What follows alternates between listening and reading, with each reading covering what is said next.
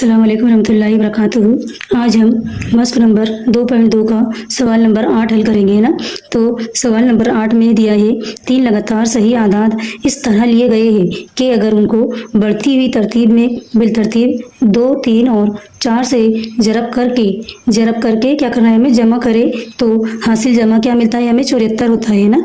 उन आदाद को मालूम कीजिए। तो क्या करेंगे, हम इसको मान लेंगे। ठीक है, लिखेंगे हम हल। माना कि 3 लगातार आदाद बराबर क्या है, x, फिर है x प्लस 1, x प्लस 2। ठीक है, सवाल के मुताबिक लिखेंगे हम, लिखेंगे तब सवाल के मुताबिक। ठीक है, अब सवाल के मुताबिक क्या करेंगे, हम लिखेंगे तीनों को जोड़ेंगे। पहले तो जरब करेंगे, फिर जोड़ेंगे। x को किससे जरब करना है, हमें x को जरब करना है 2 से, तो लिखेंगे x जरब 2।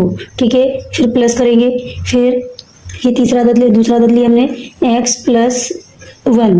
ठीक है, अब x प्लस 1 को किससे जरब करेंगे, हम 3 से जरब करेंगे, तो लिखेंगे जरब 3, प्लस लेंगे हम x प्लस 2। ये हमारा तीसरा अदद है ना। इसको किससे जरब करेंगे, हम लगातार 4 से जरब करेंगे। यहाँ पर लिखे 4। अब ये तीनों का योग कितना है हमारे पास, जोड़, ये 74 है, तो लिखेंगे हम यहाँ पर 74। ठीक है, अब क्या करेंगे, हम पहले यहाँ पर जरब कर लेंगे।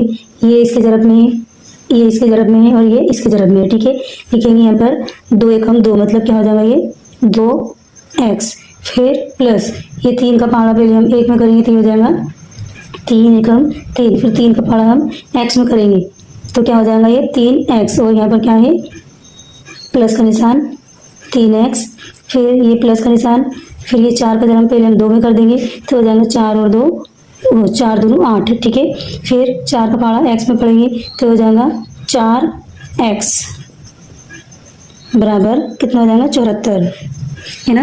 अब x वाले अलग करेंगे, बगैर x वाले अलग करेंगे। x वाला है, ये x वाला है, ये x वाला है, तो कितना हो जाएगा 4 और 3 7, 7 और 2 कितना हो जाएगा 9x। फिर बगैर x वाला क्या है हमारे पास, ये 8 है और ये 3 है, 8 और 3 कितना हो जाएगा 11। लिखेंगे यहाँ पर हम 11 बराबर में क्या है 74, है ना। अब ये बगैर x वाला है, इसका पक्षांतर कर देंगे, तो यहाँ पर रह जाएगा हमारे पास 9x बराबर, ये प्लस उठकर उधर जाएगा तो कहीं हो जाएगा माइनस में, 74 माइनस 11, है ना। यहाँ पर लिखा है हमारा 9x।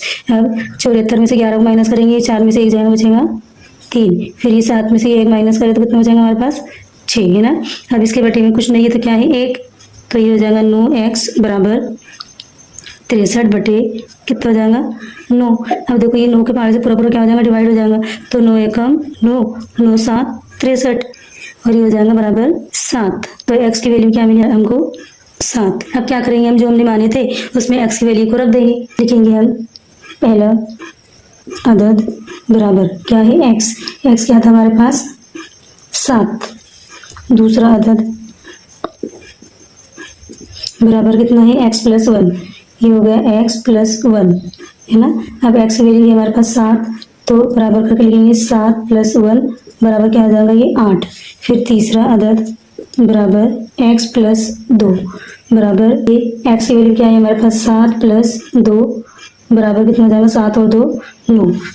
ठीक है, तो ये लगातार अदद क्या हो जाएंगे 7 8 9।